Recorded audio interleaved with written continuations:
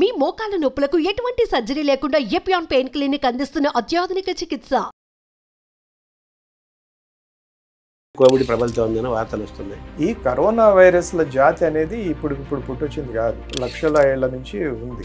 ఇది కాంటాక్ట్ కంటే కూడా ఇది ఎయిర్ బార్న్, అంటే గాలి ద్వారా వ్యాపిస్తుంది అనేది ప్రూవ్ చేసిన తర్వాత వరల్డ్ హెల్త్ ఆర్గనైజేషన్ కూడా వాళ్ళు ట్యాక్ చేంజ్ చేసుకున్నారు. ఇండియాలో దాని పరిస్థితి ఎలా ఉంది సార్ ప్రస్తుతం? ఈ పర్టికులర్ వేరియంట్ మన దేశంలోకి జ్వరబడింది సమాచారం లేదు. అలా అని రాకుండా ఉంటుందా? రాకుండా ఉండదు. ఎందుకంటే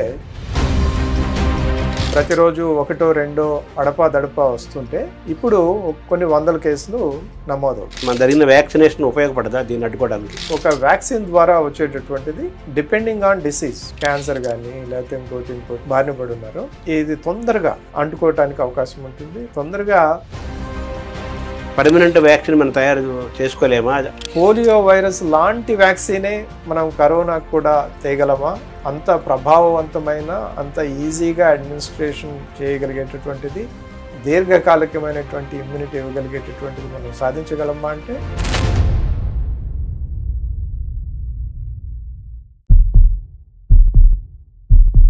నమస్కారం. మనతో పాటు డాక్టర్ రంగారెడ్డి గారు ఉన్నారు. వారు ఇన్ఫెక్షన్ కంట్రోల్ అకాడమీ ఆఫ్ ఇండియాను స్థాపించి ఇన్ఫెక్షన్స్ లేని సమాజాన్ని, ప్రపంచాన్ని చూడాలనేది వారి లక్ష్యము. దాని ద్వారా ముందుగా ప్రివెన్షను, అంటే రాకుండా ఉండాలంటే ఏం చేయాలని, ఒకవేళ వస్తే వాటిని ఎలా కంట్రోల్ చేయాలని, ప్రపంచ దేశాలు అన్నింటినీ ఏకం చేయాలని, ప్రపంచంలోని మనుషులందరినీ ఏకం చేసి ఇన్ఫెక్షన్స్ లేని ప్రపంచాన్ని సృష్టించాలని జరుగుతున్న ఒక పెద్ద యజ్ఞంలో వారు కూడా భాగస్వాములు అవుతున్నారు. అందులో భాగంగానే ఇన్ఫెక్షన్ కంట్రోల్ అకాడమీ ఆఫ్ ఇండియాని స్థాపించి దేశవ్యాప్తంగా, ప్రపంచవ్యాప్తంగా వారు తిరుగుతూ ఆర్టికల్స్ రాస్తూ, ఉపన్యాసాలు ఇస్తూ, జర్నలిస్ట్కి రాస్తూ ఇలా అవేర్నెస్ తీసుకొచ్చే ప్రయత్నం చేస్తున్నారు. వారి బృందం అనేక పరిశోధనలు కూడా చేస్తున్నారు వారి ఆధ్వర్యంలో. వారిని అడిగి ఈ ఇన్ఫెక్షన్స్ గురించి తెలుసుకుందాము. అలాగే ఈ ఇన్ఫెక్షన్ల భాగమే కోవిడ్ మళ్ళీ వచ్చింది, ప్రబలుతోందన్న వార్తలు కూడా కొన్ని రోజుల నుంచి బాగా వస్తున్నాయి. వాటి గురించి అడుగుదాము. హెపటైటిస్ కూడా మళ్ళీ కోనసీమలో మళ్ళీ పైకి లేస్తుంది అంటున్నారు. ఇవన్నీ కూడా ఈ ఇన్ఫెక్షన్స్లో సంబంధించినవే.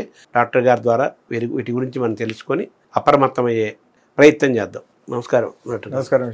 ముందుగా ఈ కోవిడ్ గురించి వార్తలు వస్తున్నాయి. మళ్ళీ కోవిడ్ ప్రబలుతోందని వార్తలు వస్తున్నాయి. ఇది ఎంతవరకు వాస్తవం? కోవిడ్ నుంచి మనం ఇంకా ఆ రక్షణలో ఉండాలా? ఇంకా కోవిడ్కి మనకి ఉన్న బంధాన్ని ఎలా చూడాలి? ప్రస్తుతం ఉన్న పరిస్థితిని ఎలా చూడాలి? అంటే ప్రధానంగా ఈరోజు కోవిడ్ సర్జీ గురించి మొట్టమొదటిగా చెప్పుకోవాల్సింది ఏంటంటే, ఇది ఎక్కడికి పోలేదు. ఈ కోవిడ్కి కారకమైనటువంటి వైరస్ ఏదైతే ఉందో అది మనతోటి సహజీవనం చాలా కాలం నుంచి చేస్తాం. ఎప్పుడో 2019లో అది మొదటిసారి వచ్చినప్పుడు అది మనతోటి అప్పటి వరకు సంగత్యం లేదు. దానికి 2019లో ఒకసారి అది మ్యుటేట్ అయ్యి మానవ శరీరంలోకి ప్రవేశించిన తర్వాత అది మనతోటే సహజీవనం చేస్తాం. కొన్ని ప్రాంతాల్లో అది విపరీతమైనటువంటి సర్జన్ చూసింది ప్రపంచవ్యాప్తంగా. ఎస్పెషల్లీ మనకి భారతదేశం వచ్చే వరకు సెకండ్ వేవ్లో 2022లో విపరీతమైనటువంటి సర్జ్ వచ్చి చాలామంది ప్రాణాలు కోల్పోవడం జరిగింది. ఒక రకమైనటువంటి డిప్రెసివ్ స్టేట్లోకి మొత్తం సమాజాన్ని నెట్టింది. రైట్. దాని తర్వాత మనం చాలా క్విక్గా దాన్ని ఎలా అరికట్టాలి, దానికి వైద్యం ఎలా చేయాలి, దానికి ఏ రకమైనటువంటి వ్యాక్సిన్లు కావాలి, వీటన్నిటిని మనం సమకూర్చుకొని దాన్ని ప్రతిఘటించాము అంటే మనం ఒక వార్ విన్ అయినట్టు కాదు.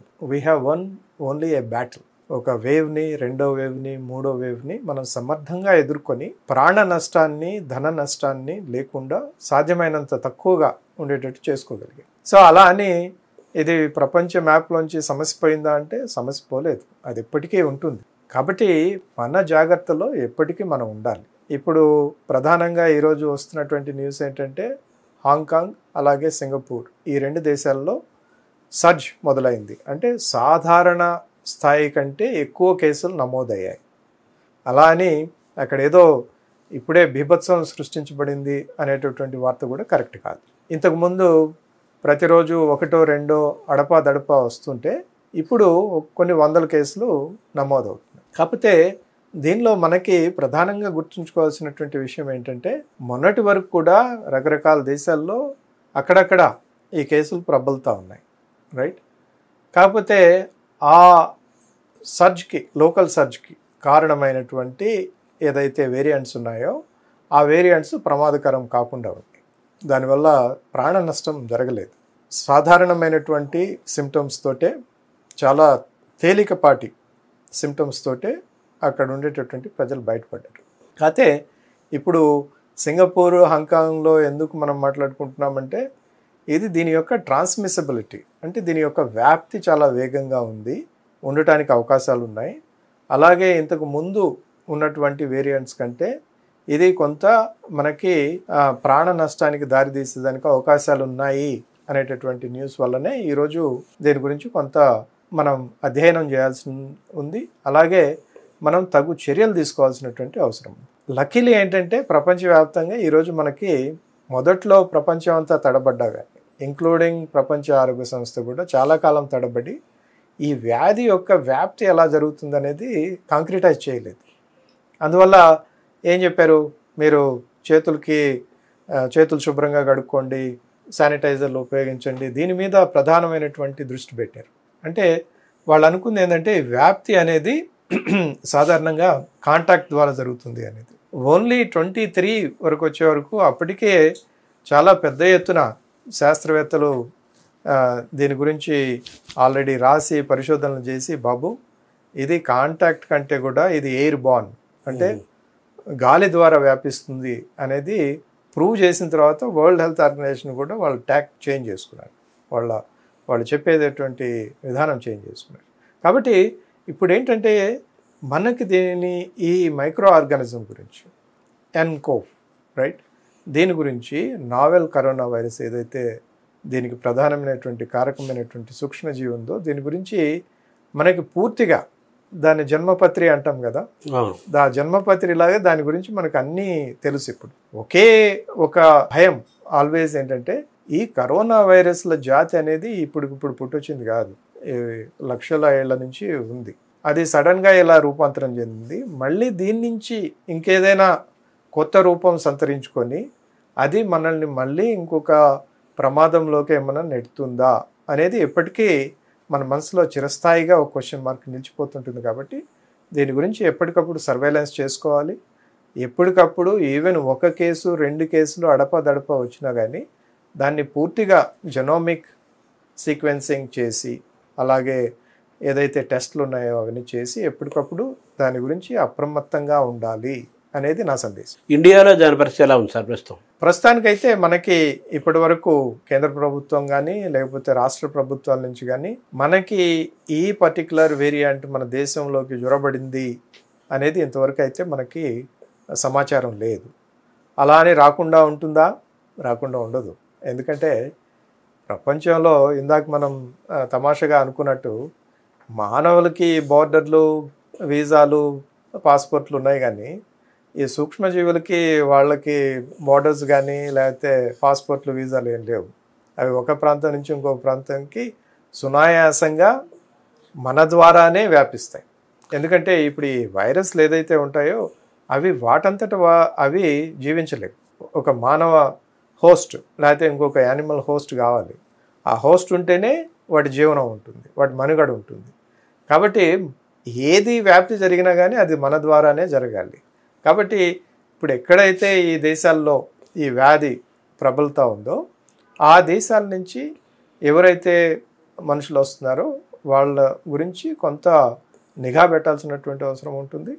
అలాగే వాళ్ళకి ఏమైనా వ్యాధి లక్షణాలు కనుక కనపడేటట్టయితే వాళ్ళని క్వారంటైన్ చేయటం, వాళ్ళని సాధ్యమైనంత వరకు మిగతా వాళ్ళతోటి కలవకుండా చేయటం, ఇవన్నీ చేయటం అది ప్రభుత్వ పరంగా చేయాల్సింది. అలాగే మనం యాజ్ సిటిజన్స్, పౌరులుగా మన బాధ్యత ఏంటంటే మనకి ఏదైతే దేశాల్లో ఈరోజు పెచ్చరులుతూ ఉందో అక్కడి నుంచి వచ్చేవాళ్ళు ఎవరైనా మన బంధువులు, స్నేహితులు, ఇంకొకళ్ళు లేకపోతే మనమే అక్కడికి పోయి వచ్చి ఏదైనా మనకి సిమ్టమ్స్ ఉంటే లేకపోతే మన వాళ్ళకి ఏదైనా సిమ్టమ్స్ ఉంటే మనమే సరైనటువంటి జాగ్రత్తలు తీసుకొని అవసరమైతే ఇది ప్రభుత్వం అలాగే లోకల్గా ఉండేటటువంటి హెల్త్ అథారిటీస్ దృష్టి కనుక తీసుకొచ్చేటట్టయితే ఆ విధంగా అక్కడికక్కడే కట్టడి చేయడానికి అవకాశం ఉంటుంది.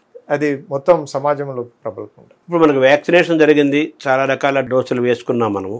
సో మనలో ఈ ఇమ్యూనిటీ లెవెల్స్ పెరగలేదా? ఇప్పుడు మన జరిగిన వ్యాక్సినేషన్ ఉపయోగపడదా దీన్ని అడ్డుకోవడానికి? తప్పనిసరిగా ఉపయోగపడుతుంది. మనకి ఇమ్యూనిటీ అనేది రెండు రకాలుగా వస్తుందండి. ఒకటి మనం ఒక వ్యాధి మనలో వచ్చి పోయిన తర్వాత ఉండేటటువంటిది అది ఒక న్యాచురల్ ఇమ్యూనిటీ. ఓకే. సో రెండోది ఏంటంటే మనం వ్యాక్సిన్ ద్వారా రైట్ ఒక ఇమ్యూనిటీని ప్రోదుగల్పటం. ఈ రెండు ద బెస్ట్. ఏంటంటే ఒక వ్యాధి వచ్చిపోయిన తర్వాత అది ఉండేది చాలా దీర్ఘకాలికంగా ఉంటుంది. ఒక వ్యాక్సిన్ ద్వారా వచ్చేటటువంటిది depending on disease, depending on the vaccine, అది ఎంతకాలం ఆ ఇమ్యూనిటీని మనలో ఉంచుతుంది అనేది డిపెండ్ అయ్యి ఉంటుంది. ఇప్పుడు Covid vaccines most of them RNA vaccines అయినా కానీ ట్రెడిషనల్ వ్యాక్సిన్స్ అయినా ఇంకోటైనా ఏదైనా కానీ ఈ కంపెనీలు క్లెయిమ్ చేసినటువంటి ఏంటంటే ఇది ఒక 2 సంవత్సరాలు లేకపోతే సంవత్సరం డిపెండింగ్ ఆన్ ఏ కంపెనీ అనేది తీసుకుంటే సంవత్సరం 2 సంవత్సరాలు ఉంటుంది. తర్వాత బూస్టర్ డోస్ తీసుకోవాల్సి ఉంటుంది అనేది వాళ్ళు చెప్పినటువంటి విషయం. ఇప్పుడు మనకి బూస్టర్ డోసులు కూడా అయిపోయి ఒక 2 సంవత్సరాలు అయింది. అలా అని ఇప్పటికిప్పుడు మనం పోయి వ్యాక్సిన్లు వేసుకుందామా, మళ్ళీ 143 కోట్ల మంది ప్రజానీకానికి మళ్ళీ ఇవ్వాలా అంటే అవసరం లేదని అనుకుంటున్నాను నేను. ఎందుకంటే ఆల్రెడీ మనలో కొంత ఇమ్యూనిటీ ప్రోతుగొల్పబడింది. ఇప్పుడు ఉండేటటువంటి వైరస్ వ్యాప్తి ఏదైతే ఉందో దాని యొక్క సివియారిటీ ఏదైతే ఉందో రైట్ అంత లేదు. కాబట్టి ఇప్పటికిప్పుడు మనం బారులు తీరి పరుగులు పెట్టి చేయాల్సినటువంటి అవసరం అయితే నాకు కనపడట్లేదు. రాబోయే కాలంలో ఒకవేళ ఇది పెచ్చరిల్లేటట్టు అయితే అప్పుడు ప్రధానంగా వల్నరబుల్ పాపులేషన్ గురించి మనం వాళ్ళని గుర్తించి వాళ్ళకి ఏ విధమైనటువంటి సహాయం చేయాలి, ఏ విధమైనటువంటి ఇమ్యూనిటీ వాళ్ళలో ప్రోదుగొల్పాలనేది తప్పనిసరిగా ఆలోచించాలి. అంటే ఈ వల్నరబుల్ పాపులేషన్ అంటే ఎవరు? వృద్ధులు, ఎస్పెషలీ 60-70 సంవత్సరాలు దాటిన వాళ్ళు. ఎందుకంటే ఈరోజు 60 సంవత్సరాలు దాటడం అనేది ఒక పెద్ద విషయం కాదు. మనం కనుక హిస్టారికల్గా చూసుకునేటట్టయితే పెన్సిలిన్ కనిపెట్టినప్పటికీ అంటే 40-41లో అది ప్రపంచవ్యాప్తంగా కమర్షియలైజ్ అయింది. అప్పటి నుంచి ఇప్పటి వరకు తీసుకుంటే గత 80 సంవత్సరాల్లో మన ఆయుర్దాయం ప్రపంచవ్యాప్తంగా 25 సంవత్సరాలు పెరిగింది. లైఫ్ ఎక్స్పెక్టెన్సీ జీవించే కాలం భారతదేశంలో కూడా అది పలు కారణాల వల్ల, మన జీవన ప్రమాణాలు పెరగటం వల్ల, మనకి వైద్యం అందుబాటులో ఉండటం వల్ల, మెడిసిన్స్ అందుబాటులో ఉండటం వల్ల, వ్యాక్సినేషన్లు చేసుకోవటం వల్ల, వీటన్నిటి వల్ల మన ఆయుర్దాయం భారతదేశంలో కూడా పెరిగింది. కాబట్టి ఈరోజు మనకి గ్రేయింగ్ పాపులేషన్ 60 ఏళ్లకు పైబడిన వాళ్ళ సంఖ్య కూడా బాగానే పెరుగుతూ ఉంది. అది ఇంకొక సబ్జెక్టు. అది మనకి ఏ విధంగా అనీజీ సిచ్యువేషన్ క్రియేట్ చేయబోతుంది ఫ్యూచర్లో అనేది మనం మళ్ళీ తర్వాత మాట్లాడుకుందాం. కాకపోతే గ్రేయింగ్ పాపులేషన్ మనకు పెరుగుతూ ఉంది. వాళ్ళ గురించి మనం దృష్టి పెట్టాల్సినటువంటి అవసరం ఉంది. ఎస్పెషల్లీ మన తెలుగు రాష్ట్రాల్లో కనుక తీసుకునేటట్టయితే ఆయుర్దాయం పెరిగింది కానీ వాళ్ళ యొక్క లైఫ్ స్టైల్ వల్ల, తర్వాత వివిధ కారణాల వల్ల వాళ్ళు ఆరోగ్యవంతమైనటువంటి జీవితం గడపట్లేదు. ఓకే, 60 సంవత్సరాలు పైబడుతున్నాయి. అయితే ఏవో రకరకాల రోగాలు, డయాబెటీస్, హైపర్ టెన్షను, ఒబేసిటీ, ఇట్లా రకరకాల వ్యాధులతోటి వాళ్ళు అంటే 50% కంటే పైన ఆ ఏజ్ కేటగిరీ మందులతో మెయింటైన్ చేస్తారు. మీరు చెప్పింది కరెక్ట్. ఇది మెయింటెనెన్స్లో ఉంది, ఇది కారు మెయింటెనెన్స్లో ఉంది అంతే. సో అలాంటి వాళ్ళకి ఏంటంటే ఈ చిన్న ఈ అవుట్ బ్రేక్స్ వచ్చినా కానీ వాళ్ళు ప్రమాదానికి గురి అయ్యేటానికి అవకాశం ఉంటుంది. కాబట్టి వాళ్ళ గురించి దృష్టి పెట్టాలి. అలాగే ఇమ్యూనో కాంప్రమైజ్డ్ పేషెంట్స్ అంటే క్యాన్సర్ కానీ లేకపోతే ఇంకోటి ఇలాంటి దీర్ఘకాలికమైనటువంటి వ్యాధులు ఎవరైతే బారిన పడి ఉన్నారో వాళ్ళలో కూడా ఇది తొందరగా వాళ్ళకి అంటుకోవటానికి అవకాశం ఉంటుంది. తొందరగా అంటుకోవటమే కాకుండా ఆ వ్యాధి యొక్క తీవ్రత పెరిగేదానికి ఎక్కువ అవకాశాలు ఉంటాయి. కాబట్టి అలాంటి పాపులేషన్ని మనం మొదటగానే గుర్తించి వాళ్ళని ఎలా రక్షించాలి అనేది మనం తప్పనిసరిగా చర్యలు తీసుకోవాల్సినటువంటి అవసరం. అంటే వాళ్ళని రక్షించినప్పుడు వాళ్ళకి మళ్ళీ ఏదైనా మెడికేషన్ చేయాలా, వ్యాక్సిన్లు వేయాలా? ఇంతకుముందు కూడా కోవిడ్ టైంలో దేశవ్యాప్తంగా సర్వేలు నిర్వహించడం జరిగింది. అంటే ఈ యాంటీబాడీస్ లెవెల్స్ ఎలా ఉన్నాయి పాపులేషన్లో, రకరకాల డెమోగ్రాఫిక్స్ తీసుకొని వాళ్ళలో ఇంకా యాంటీబాడీస్ ఉన్నాయా లేదా, ఓకే వాళ్ళలో ఇమ్యూనిటీ ఎలా ఉంది, ఇలాంటి సర్వేలు చాలా చేశారు. అలాగే ఒకవేళ ఈ విధమైనటువంటి ప్రమాదం పొంచి ఉంది అని కనుక మనకి వాసన వచ్చేటట్టయితే ప్రభుత్వం తప్పనిసరిగా, ప్రభుత్వం లేకపోతే మాలాంటి మిగతా సంస్థలు ఎవరైతే ఉన్నారో ఒక శాంపుల్ సర్వే లాగా చేసి ఈ ఇమ్యూనిటీ లెవెల్స్ ఏమైనా పడిపోయాయా, ఓకే ఇంతకుముందు ప్రోదుగొల్పబడినటువంటి ఇమ్యూనిటీతోటి మనం మేనేజ్ చేయడానికి అవకాశం ఉందా, ఇలాంటివన్నీ స్టడీస్ చేయాల్సి ఉంటుంది. ఆ స్టడీ చేసిన తర్వాత దానిలో వచ్చేటటువంటి రిజల్ట్స్ని బట్టి ఒక అడ్వకసీ చేయడం జరుగుతుంది ప్రభుత్వానికి ఒక రిపోర్ట్ ఇస్తారు. ముసాయిదా రిపోర్ట్ లాగా ఇవ్వటం జరుగుతూ ఉంది. అది చూసి ప్రభుత్వం దాని యొక్క స్ట్రాటజీ అలాగే దాని యొక్క పాలసీని సవరించుకోవటం లేకపోతే దాన్ని ట్వీక్ చేయడం జరుగుతూ ఉంటుంది. ఈ సిచ్యువేషన్లో కూడా అలాగే జరుగుతుంది. ఇప్పుడు పర్మనెంట్గా ఈ కరోనాను పోగొట్టే ఒక పర్మనెంట్ వ్యాక్సిన్ మనం తయారు చేసుకోలేమా? అది తయారవడానికి ఎంత టైం పడుతుంది? ఈ వ్యాక్సిన్ అనేది ఒక యాంగిల్ మాత్రమే, అంటే ఒక కాంపోనెంట్ మాత్రమే. అదే ఏదో సర్వరోగ నివారణి లేకపోతే సంజీవిని కాదు కదా. ఓకే, అది ఒక కాంపోనెంట్. ఎస్పెషల్లీ మనకి ఈ వ్యాధి విపరీతమైనటువంటి తీవ్ర స్థాయిలో పెరిగి చాలామంది ప్రాణాలను బలికొంటూ ఉంది, హాస్పిటల్స్ అన్ని నిండిపోతున్నాయి. అలాంటప్పుడు ఇది చాలా ఉపయోగపడింది, రైట్? కానీ దాన్నే మనం ప్రధాన అయినటువంటి ఆయుధం చేసుకోవడానికి అవకాశం లేదు లాంగ్ టర్మ్లో. ఓకే, మనం చూసుకోవాల్సింది ఏంటంటే దీని నివారణ ఎలా ఉండాలి, ప్రివెన్షన్ ఎలా ఉండాలి. ఓకే, దీన్ని ఎరాడికేట్ చేయడానికి అవకాశం అనేది చాలా తక్కువగా ఉంటుంది. ఏది ఇప్పుడు మనం మన భారతదేశం గురించి చెప్పుకోవాలంటే one of the biggest successes in India is polio eradication. మనం పోలియోని మన దేశ సరిహద్దుల నుంచి తరిమి కొట్టాం. ఓకే, అలా అని మనం సురక్షితంగా ఉన్నామా అంటే లేదు. ఎందుకంటే కొన్ని దేశాలు, ఇప్పుడు పాకిస్తాన్, ఆఫ్ఘనిస్తాన్, నైజీరియా ఇలాంటి దేశాల్లో ఇంకా ఈ వ్యాధి కారకమైనటువంటి polio virus, right, wild polio virus ఇంకా అక్కడ సర్క్యులేషన్లో ఉంది. కాబట్టి ఏ రోజైనా, ఏ క్షణమైనా, ఏ సంవత్సరం అయినా అది మన దేశంలో మళ్ళీ అడుగు పెట్టడానికి అవకాశం ఉంటుంది. కాబట్టి మనం ఏం చేస్తాం, కంటిన్యూస్గా కొత్తగా పుట్టినటువంటి పిల్లలకి మనం కంటిన్యూస్గా పోలియో డ్రాప్స్ వేస్తాం. ఆ విధంగా ఏం చేస్తాం, మన పాపులేషన్లో అది ఒకవేళ వచ్చినా కానీ దాని యొక్క ప్రభావం వ్యాధి కారకం అవ్వకుండా మనం చూసుకోగలుగుతాం. కాబట్టి it's a long term process అండి. పోలియో వైరస్ లాంటి వ్యాక్సినే మనం కరోనాకు కూడా తేగలమా? అంత ప్రభావవంతమైన, అంత ఈజీగా అడ్మినిస్ట్రేషన్ చేయగలిగేటటువంటిది, దీర్ఘకాలికమైనటువంటి ఇమ్యూనిటీ ఇవ్వగలిగేటటువంటిది మనం సాధించగలమా అంటే అది శాస్త్రవేత్తల చేతుల్లో ఉంది. టైం పడుతుందంటారా సార్ దానికి?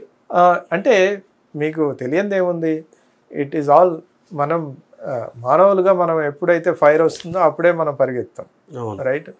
అంతే కదా. ఇప్పుడు ఏదో అగ్ని ప్రమాదం జరిగింది, దావానలం లాగా వ్యాపిస్తుంది, అప్పుడు నీళ్ళు పట్టుకుని బయలుదేరుతాం. అందరూ కలిసికట్టుగా దాన్ని పోరాటానికి ప్రయత్నం చేస్తారు. ఈరోజు దాని యొక్క తీవ్రత అంత లేదు కాబట్టి, అలాగే ఇప్పుడు శాస్త్రవేత్తలు కానీ లేకపోతే ఫార్మస్యూటికల్ బయోటెక్నాలజీ కంపెనీలు, వ్యాక్సిన్ ప్రొడ్యూసింగ్ కంపెనీస్ కానీ, ఈవెన్ గవర్నమెంట్ కానీ దీనికి ఫండ్స్ అలొకేట్ చేయవు. ఎందుకంటే దానివల్ల వచ్చే రిటర్న్ ఆన్ ఇన్వెస్ట్మెంట్ చాలా తక్కువ ఉంటుంది కాబట్టి దాని గురించి పెద్దగా ఆలోచించవు. మనకున్న ప్రస్తుతాలు ఎప్పటికైనా ప్రమాదం ఉండే అవకాశం ఉంది కాబట్టి ఒక పర్మనెంట్, మీరు చెప్పినట్టుగా పోలియోలాగా ఒకటి చేయించుకునే వ్యవస్థ నిర్మాణం చేసుకోవడం అనేది ముఖ్యం. అలా జరుగుతాయి, జరుగుతూనే ఉన్నాయి. ఇది ఒక నిరంతర ప్రక్రియ. ఇది ఒక రోజుతోటి ఆగేది కాదు. ఈరోజు కోవిడ్ వచ్చింది, రేపు ఇంకోటి వస్తుంది, రైట్? ఇది ఒక నిరంతర ప్రక్రియ. ఈ ప్రపంచ దేశాలన్నీ కూడా ఒక అకార్డ్, మనకి మొన్న మార్చిలోనే ప్రపంచ దేశాలన్నీ ఒక అకార్డ్ సైన్ చేశాయి. ఇది ప్రపంచ ఆరోగ్య సంస్థ ఆధ్వర్యంలో.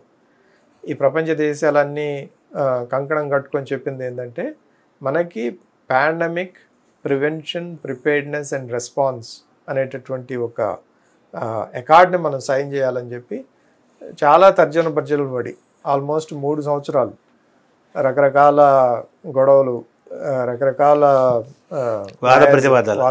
వాదాలు. ఎందుకంటే దీనిలో దేశాలు ఒకటే కాదు, దీంతో అన్నీ అనుసంధానమై ఉన్నాయి. ముఖ్యంగా ఇప్పుడు పెద్ద పెద్ద ఫార్మాస్యూటికల్ కంపెనీస్ ఉన్నాయి, వాళ్ళు ఆల్రెడీ చాలా ఇన్వెస్ట్ చేస్తున్నారు.